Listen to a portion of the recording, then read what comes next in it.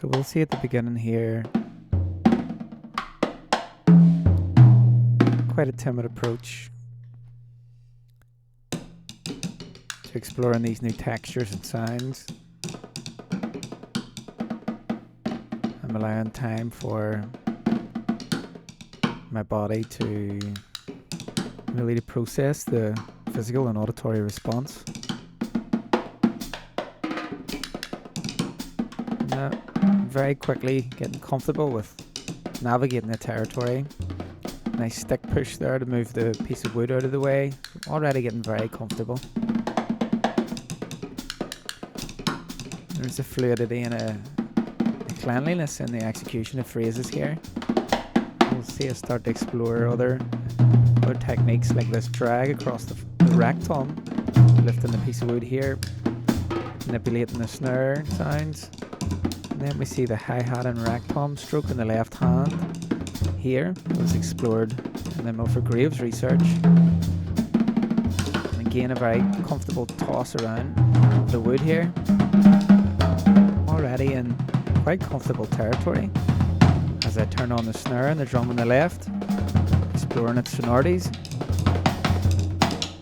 Coming up here, we see an exploration of the castanets placed on top of the hi-hat.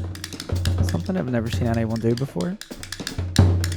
Quite busy here, nearly up to Chris Corsano speed, but again, focusing on musical phrases, and then briefly coming back to center myself.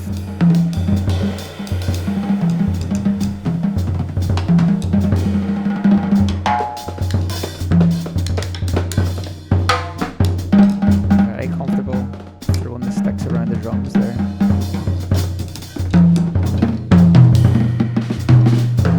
The textures between the two snare drums with both snares turned on, and depending on where the phrasing is going, the body seems to dictate the grip in the left hand.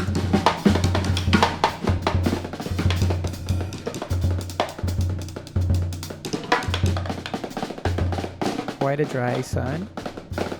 Here I get into unison playing, a feature of Chris Corsano's playing.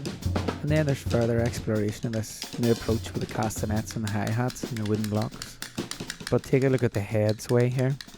Again, just a subtle habit that recalibrates my focus.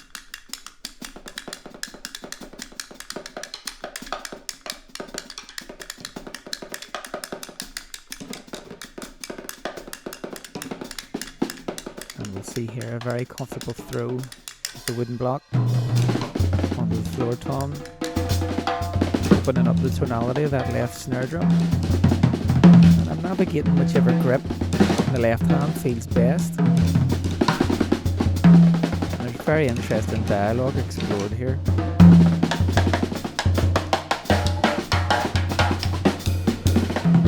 And again, very comfortable phrasing here, very fluid, very clean.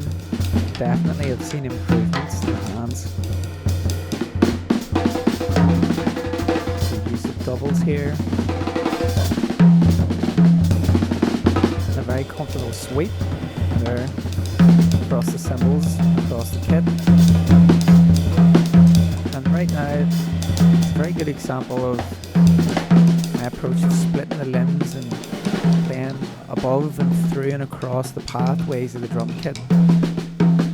That was a comfortable pickup of the bell without interrupting the flow of play.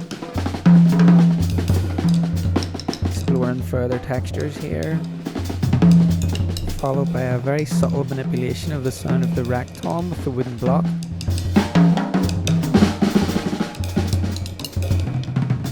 I seem to have fallen into new territory here, and you'll see that I keep momentum going here on the floor tom whilst I reach for the brush. And this was something I initially found difficult, making those transitions between the different tools of play but keeping momentum up. And here I'm exploring the classic Chris Corsano one-stroke roll in the left hand. Definitely needs work. And also exploring the bell with the two drumsticks in one hand. Something Milford Graves also did. Making use of two sticks in one hand, but also a feature of Chris Corsano's play.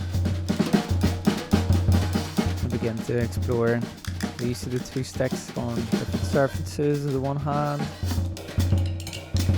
And as we draw to a close on this video excerpt, we'll finish with exploring dissonances that arise from the resonation of the bell on top of the snare drum here. But this marks the end of this clip here for now.